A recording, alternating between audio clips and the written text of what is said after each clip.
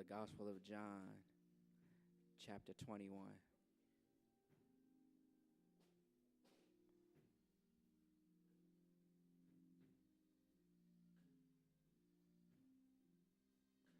Gospel of John, chapter 21.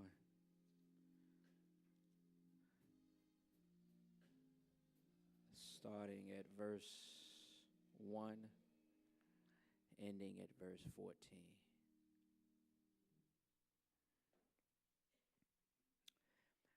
After Jesus appeared again to his disciples by the Sea of Tiberias, it happened this way.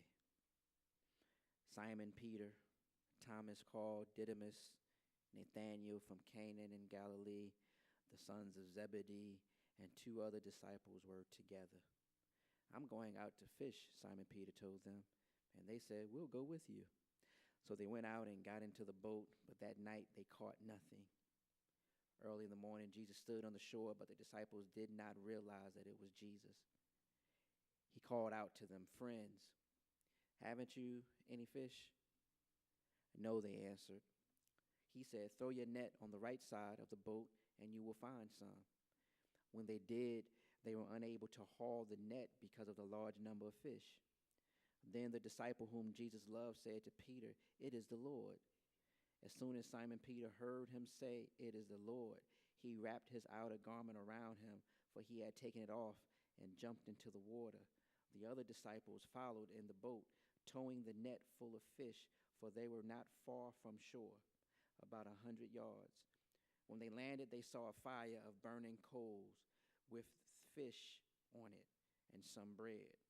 Jesus said to them, "Bring some of the fish you have just caught." Simon Peter climbed aboard and dragged the net ashore. It was full of large fish, 153. But even with so many, the net was not torn.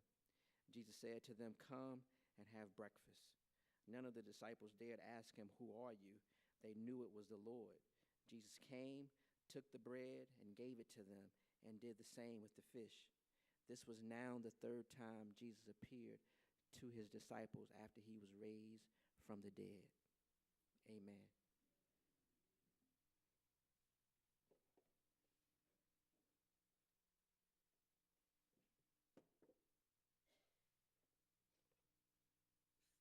Excuse me 1 second, I have allergies.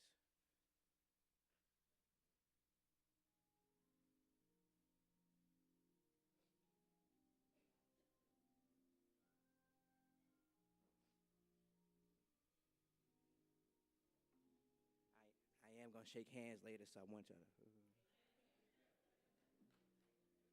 That's for my wife, because I know she was.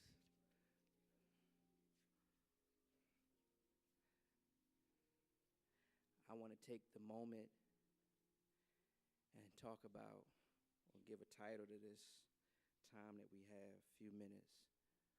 Forward together, not one step back. Forward together, not one step back. As you already know, tomorrow they will begin again the Moral Mondays gathering in front of the legislation building, led, of course, by Dr. William Barber, the third president of the NAACP state branch of North Carolina. And I found this to be interesting because the reality is that statistically, or what they are projecting, and even sometimes the feeling that some may have regarding the African American community, and even those who are marginalized, is the reality that they are trying to take back some stuff. Taking back some human rights, civil rights, that we fought so hard for in times of past. I don't know, but they project that as North Carolina goes, so does the South. that everyone is watching North Carolina to see which direction North Carolina is going. They put back to be legal or to continue back up, though many other states have stopped it, but mostly those who are continuing it is from the South, the death penalty. Though they went years without having anyone or putting a hold on all death penalties, this new leadership in our state government has decided that they are going to go ahead and let go of the rein, and now we are back to a state in which the death penalty is all right. Does not matter whether or not everyone can be found guilty or if the system by itself is to a point where it is not valid. They have still chosen to go ahead and let the death penalty be what it is, though all who are being or who are on death row look like you and I. They are or have already decided to begin to take back some of our voting rights with some false advertisement, not only false advertisement, but the reality is now that we have to show ID because they so declare that there can be a chance of voting fraud, but that statistics has been shown that is only 1% of a chance. But yet they are saying that no, we need to have an ID to vote. Does not matter if your grandmother is 90-something years old and she does not have a birth certificate. When she get to the polls, she may not be able to vote. It does not matter if you voted in the past, if you don't have an ID, though to have an ID may cost some form of money and some sense of a monetary value. If you don't have it, so be it. So they're putting all of these obstacles in our way. So the reality is that they can take back what they need to take back. And my brothers and sisters, let's not be confused. I want you to understand, I want you to be clear that if the Senate is won by the GOP, it has already been said and has already been declared that the first business of order will be that they will try to impeach the first African American president. I want you to understand, to impeach him does not mean he loses his presidency. To impeach him means that it tarnishes his record. Though he have pushed to give us one of the great healthcare systems for everyone, that does not matter. Though he caught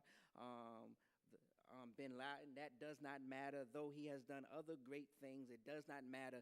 They only have one thing and one thing in order, that we will impeach the President of the United States of America. So therefore, when the records are said in the history books, the first African American president will be impeached. We have to be very careful, because if we don't do what we need to do, we will be going backwards. And I thought about this thing, and I even thought about the NAAC motto, or what they really borrowed from back in the 60s. I did not know that until I read the paper. Forward, together, not one step back. I thought it was a new slogan, but it was not a new slogan. He got that slogan from back in the 60s and early 50s from the student movement, that this is what they were saying: forward, together, not one step back. And here is what they understood. They understood at that time, if anything was going to be accomplished, if anything was going to take place, that the first thing they need to do is come together. That nothing can take place, or we will not have any sense of energy or any sense of synergy if we don't first come together as a community. And look what happened when they came together. When they came together, we began to have rights that were not given to us prior.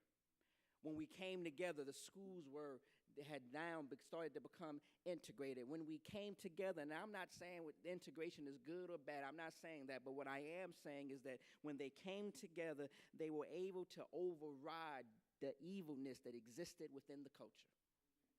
And just coming together, bonding, and decided as a community, this is what we are going to do. And who came together? When they came together, it was the church. When they came together, it was the community. When we came together as a people, we were able to march, though they sick dog on us, though they went ahead and put the water hose on us, though some of us were hung, and though some of us shed blood and some of us sweat, we still were together, and being together, we were able to get voting rights. Though we came together, we were able to integrate the schools. We were now being treated, so they say, as natural-born citizens because they came together. If they had not come together, it would have been impossible. So we have in our text. We have, again, the disciples together. And this is Jesus' third time appearing to the disciples. The first time he appeared to Mary Magdalene on the road, and she was by herself. The second time he appeared to them in the upper room and showed his hands to them. And then you had another time when he showed his hands again to Thomas, who was doubting. But this time, they were all together. And they were together on a boat fishing. Now, I want to pause right there because this blows my mind away. The last time Jesus spoke to them, he did not tell them to go fish.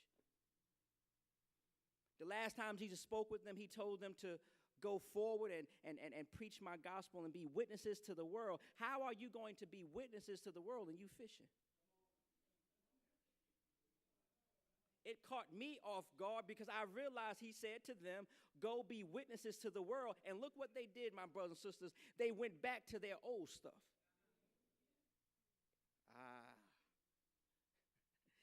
They went back to what they knew in the past.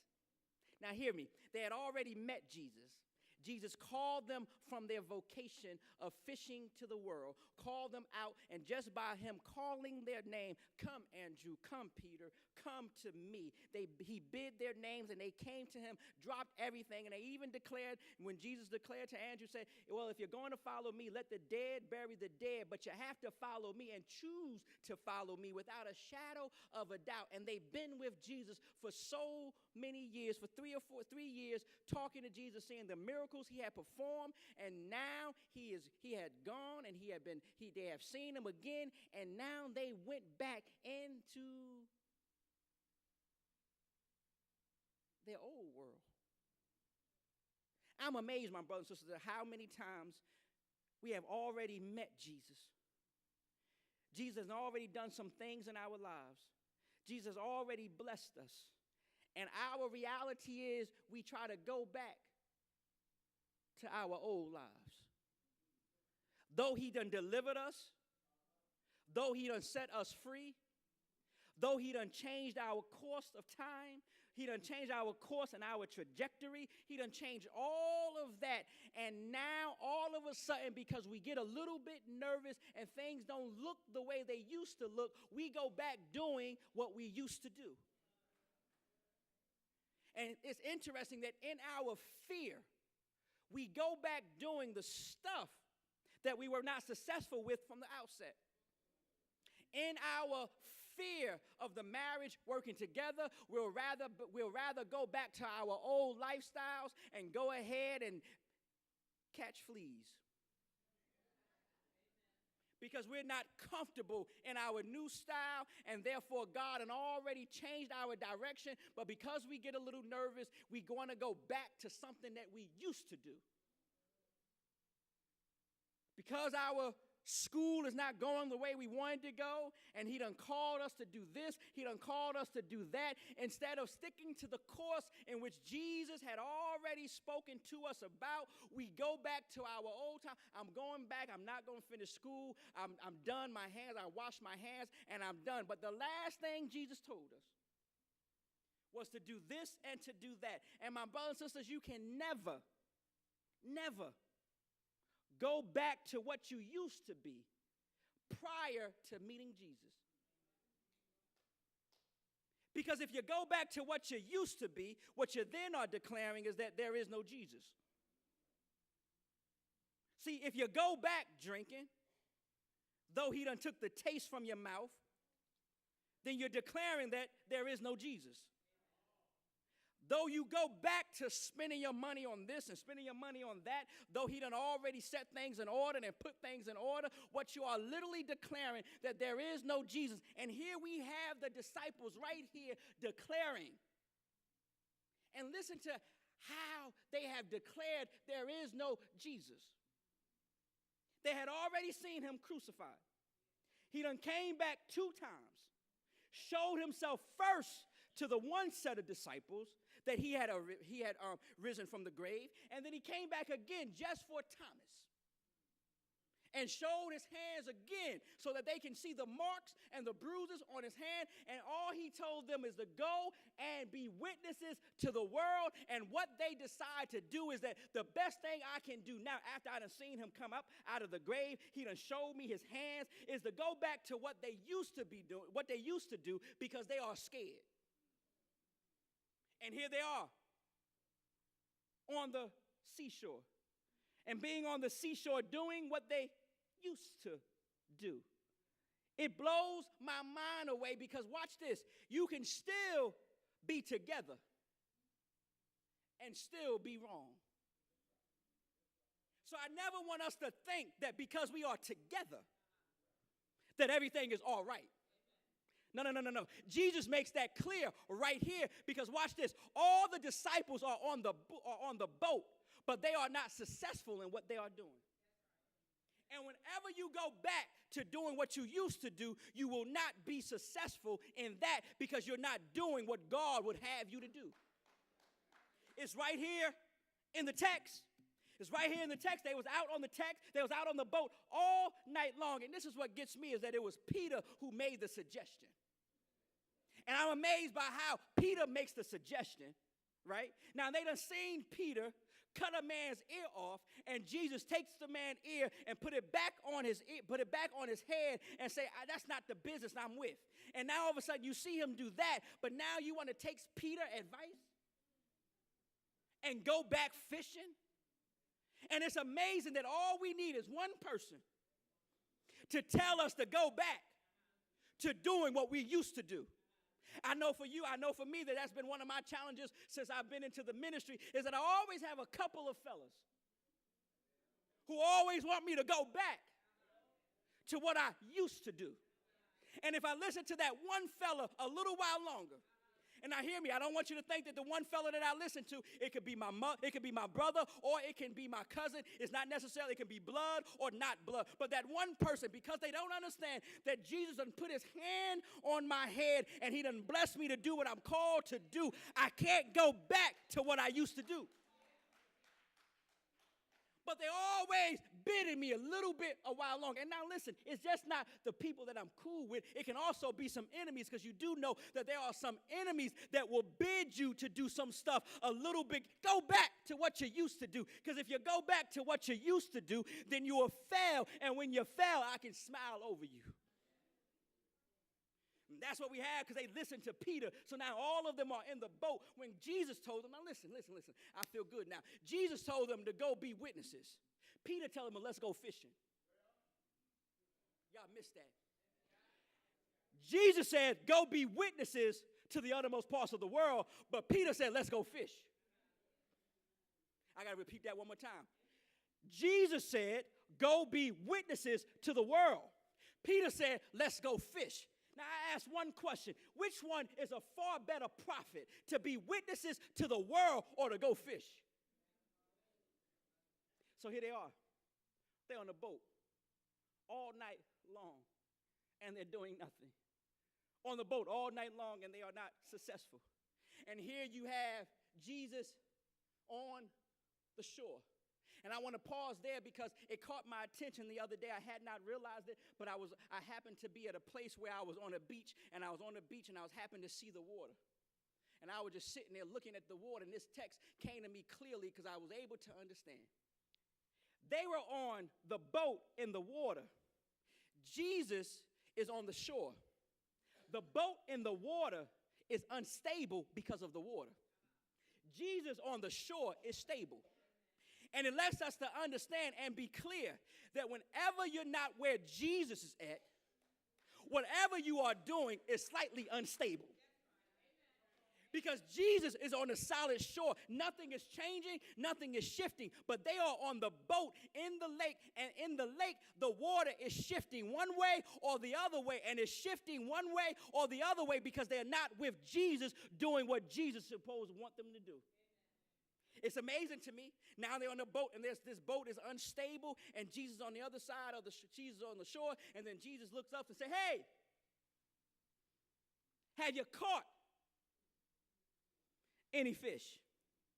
And let me be clear, my brothers and sisters, that's the clarion question that comes across all of our tables every now and then. Have you caught any fish? And do know that as it is on earth, it shall be in heaven. That Jesus asked them a question that they cannot deny. Now, if someone else would have asked them the question, they might have been able to lie. But because Jesus asked them the question, have you caught any fish? Jesus always is going to pull the carpet in front of you. Because watch this, what you're trying to do, you are not successful, but I need you to hear it from your own ear, from your own mouth, that you're not successful. Because he said, have you caught any fish? And here their reply is no. Now, until Jesus asked them the question, they'd have thought that they were doing what they were supposed to do. Now watch what happens. Jesus tells them then, throw it on the other side. This blows my mind. I cannot understand it. It messes me up. The same boat, the same water, the same net. They threw the net because Jesus told them on the other side, which helps us to understand that on the other side where they were at, they were on the wrong side. But when Jesus told them to throw it on the other side, it then became the right side.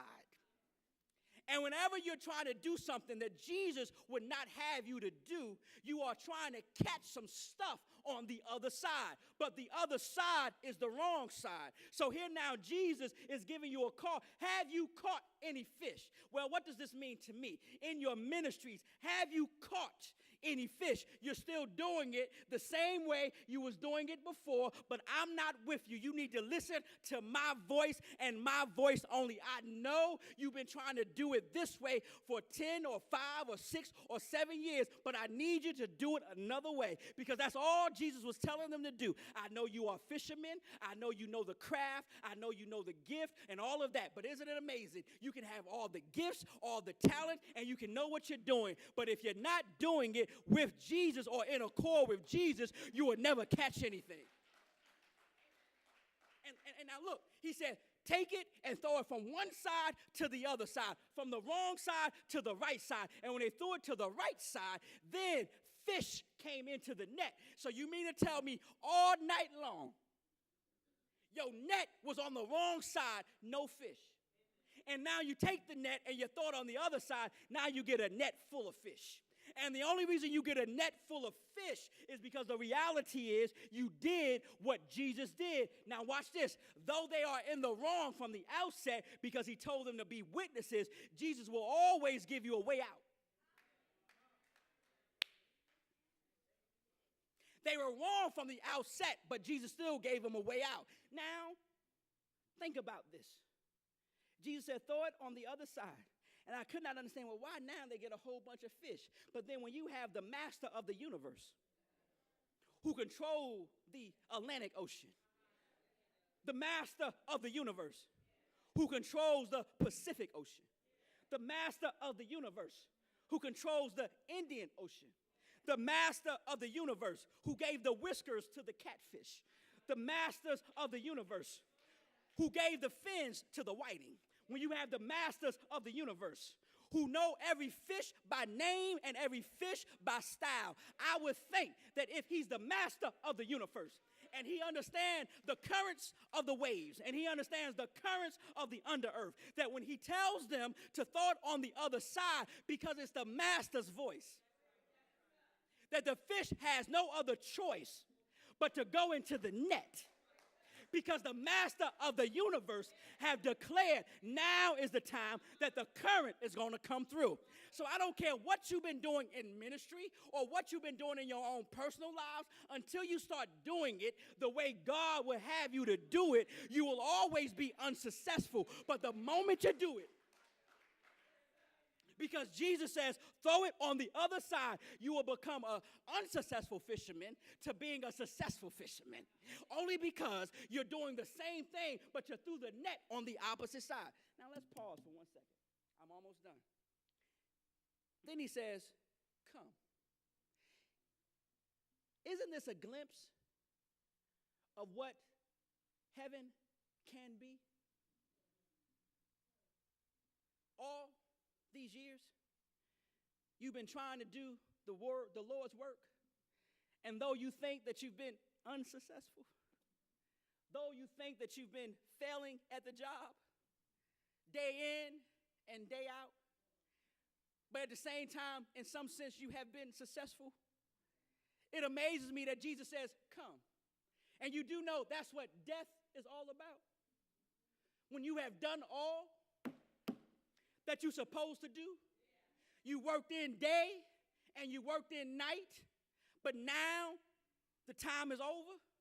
You done did all the fishing that you can do. You can throw down the nets. You done did all the singing that you can do. You think you done sung all the things that you can sing. You want to know, did I do it in vain? And the reality is, you got to keep on doing what you're supposed to do until that final day when your eyes rest no more. But look what happened. It's Jesus on the shore in heaven saying, now come. What a beautiful sight that is. I don't know what that will look like, but I can understand it in one sense, that when I get there and my eyes close for the very last time, I'll see Jesus on the shore of heaven telling me, come. Come, Kenny. I know you tried to preach your best, but come. I know that you even failed here and you failed there, but come. I know that you haven't done all that you're supposed to have done, but now come. Come, my dear son. Time is over. You done toiled for 40 years. You done toiled for 60 years. But now is the time where you can come to the Father. And look where Jesus is at. He's on the shore, y'all. He says, come. Now, the text declares that when they came, he had already had the grill ready.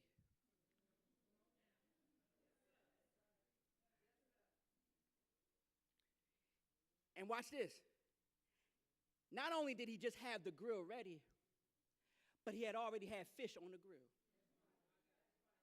Which helps me to understand he didn't need their fish from the outset. Let me help you out a little bit. Jesus doesn't really need your singing.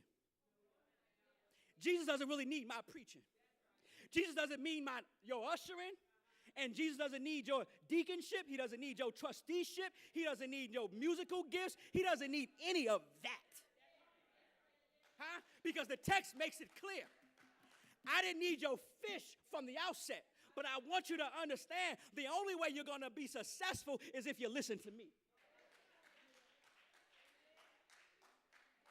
So though he does not need your singing, and though he does not need your preaching, and though he does not need your working in your office or whatever it may be, he just wants you to understand one clear thing. If you listen to my voice, the master's voice, you shall be successful. And the proof is in the text, because the text makes it clear that he did not need their fish from the outset, but at the same time, he prepared the grill. And watch this. He said, now bring your fish to add. I don't need your fish, but I want to make sure you understand that your work has not been in vain. Oh, God.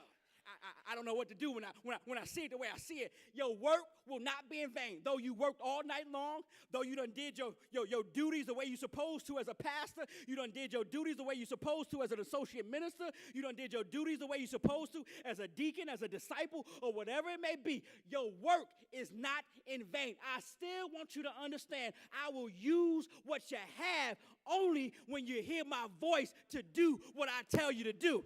Now watch this. They'd have never caught any fish if they had never listened to Jesus' voice from the outset. So you will never be able to give Jesus anything that he can use if you don't listen to Jesus from the outset. So if you don't sing, Jesus can't use your singing. But if you listen to his voice and sing, he'll take every bit of voice you have. He'll take every bit of note that you have. He'll take every bit of balance that you have. And he'll use all of your voice to begin to do his ministry. Watch this. And I'm done. You know what blew my mind again on this text? Because I looked at it. It said, the net never broke.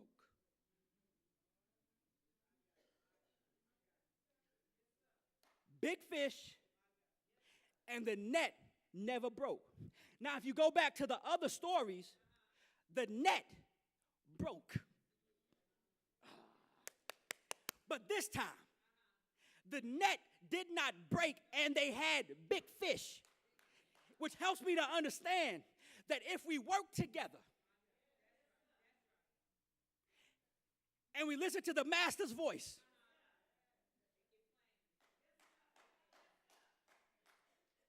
if we work together and listen to the master's voice, now hear me, working together and listen to the master's voice, that when the master says, throw it on the other side, as long as we work together, which means that if we work together, that we won't get caught up in the net of traditionalism.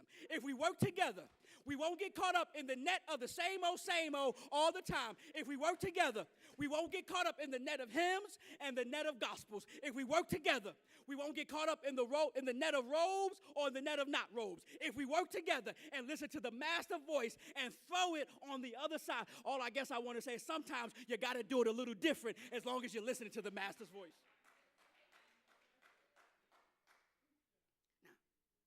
Then he says, come and have breakfast with me. With the fish you just caught, based upon my voice, come and have breakfast with me. So in order for us to go forward, we have to be together, but we have to listen to his voice. And when we listen to his voice, watch this, and we work together, we'll catch some stuff that we never caught before. And we'll have what we need to make sure it never breaks. That I found out in my own life that sometimes the net that I have breaks because of the reality is what I catch, he never wanted me to have from the outset. So he'll always break my net if it's about me catching some stuff that I'm never supposed to have. In other words, he'll break my net and make sure I do not catch accolades because he does not want me to have accolades. He'll break my net if my life is about money and he does not want me to have the money because if I have the money, I won't praise him. He'll break my net every now and then to make sure that I understand that what I don't catch is what he did not want me to catch. But when my net is full, it's because what I catch is what he wanted me to catch.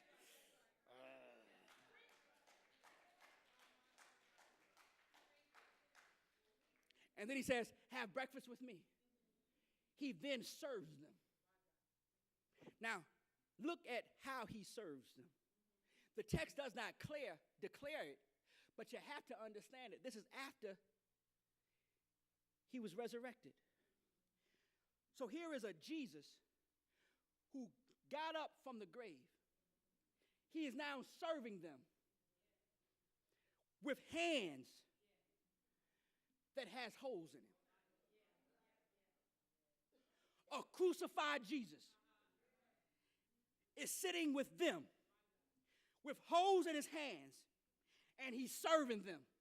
A crucified Jesus is serving them breakfast with holes in his feet.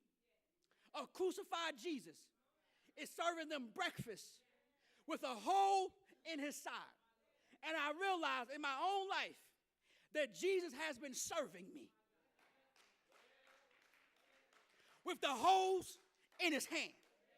He's been serving me, deacons, with grace that comes from holes in his hands. He's been serving me, trustees, with holes and a hole in his side. He's been serving me some mercy. He's been serving me some compassion. He's been serving me some food on my table. He's been blessing me. A crucified Jesus on the shore of time is sitting there waiting for me to come to heaven one day. And I can say what the old hymn song has said. Oh, I want to see him. Because prior to that, all they heard was his voice. But they did not get the full revelation until they got to the shore and they were able to see who he was. So right now, all I want to do is do the work that I ought to do. But at the same time, I'm saying, oh, I want to see him. I want to look upon his face, there to sing forever of his saving grace. On the streets of glory, let me lift my voice. Cares all past, home at last, ever to rejoice. That's all I'm trying to do, is throw the net on the other side, work all night long, work to get some fish. But at the same time, one day, I want to see his face. One day, I want to be on the streets of glory. One day, I want to see the hands for myself. One day, I want to see the crown of thorns on his head for myself. One day, I want to see the hole in his side. One day, I want to see the holes in his feet. One day, I want to get to heaven where he'll serve me some breakfast. One day, I want to sit down at the master's table. One day, I want to see him face to face and know how he looks like. One day, I want to get with Jesus on the throne. One day, I want to see the seraphim. One day, I want to see all the angels. One day, I want to see Abraham. One day, I want to see Isaac. One day, I want to see Ruth. And one day, I want to see Mary. And one day, I want to see Paul. And one day, I want to see Peter. And one day, I want to see Thomas. But guess what, my brothers and sisters? I'll never be happy until I see him for myself. When I see him face to face, until I see him, I won't be content. I have to work all day long, but I want to see him. I have to cry every now and then, but I want to see him. I got to feel like I failed, but I want to see him. I got to feel like my work is in vain, but I want to see him. But when I see him, guess what, y'all? I couldn't dance before, but I got a pretty good dance when I see him. And I'm going to get my dance on. I'm going to dance like Jay-Z. I'm going to dance like some folk have never danced before. I'm going to dance like my grandmama used to dance. I'm going to dance like my mama danced. I'm just going to do the kitty shuffle. I'm going to do the kitty dance. I'm going to do the kitty jump because I just want to see him. Now hear me. I would do the dance right now, but I'm not in front of his face, so you can't see the dance. But if you want to know how the dance is going to be, just keep doing your work. And when you get to heaven, you will see the dance for yourself. Forward together, not one step back. And we can only go forward is if we together and we listen to the master's voice. And when we hear his voice and do what he says do, we'll be going forward.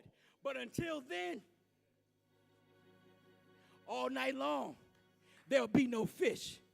But I hear him saying, throw it on the other side. Throw it on the other side. Ministries, throw it on the other side. Marriages, throw it on the other side. Single folk, throw it on the other side. Men, throw it on the other side. And when you throw it on the other side, you will catch some big fish, and your net will never break.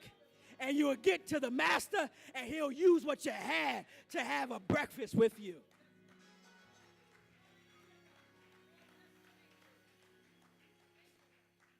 The doors of the church are now open.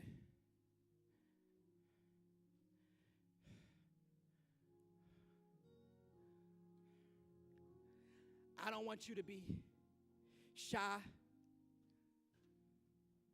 If you've been on the water for such a time and you haven't caught anything, it's because